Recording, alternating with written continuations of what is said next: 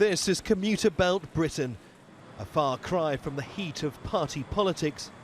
It's here in affluent Maidenhead, west of London, where Britain's new Prime Minister Theresa May launched her political career.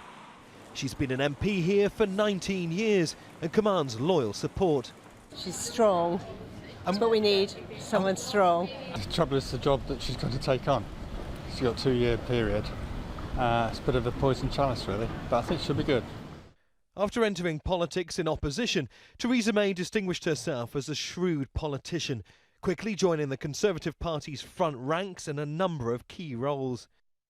In this 2002 speech, she warned fellow Conservatives to reform and end the party's negative image. You know what some people call us? The nasty party. A move that eventually paid off, with the Conservatives returning to office in 2010. But it's as the UK's longest-serving Home Secretary where Theresa May's displayed real political prowess. The government disagrees vehemently with Strasbourg's ruling.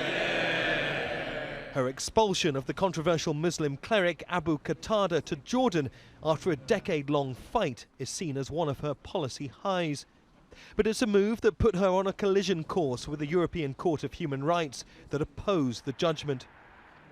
Outside the UK, Theresa May's relatively unknown. To date, her dealings with Europe have largely been about intelligence sharing. Many question whether she has the skills necessary to face the likes of Germany's Angela Merkel, especially when it comes to steering Britain out of Europe. For a politician who has spent most of her career talking tough on immigration, it's rather ironic that this is perhaps one of the whitest parts of the country. For someone also who wants to encourage more international business, well, now she's tasked with leading the country out of the European Union. But will she, as promised, be able to make the best out of this Brexit? Theresa May's Maidenhead constituency lies at the heart of the country's Silicon Strip, home to dozens of international companies, including the Japanese tech giant Hitachi, companies that view the UK as a bridge to the EU.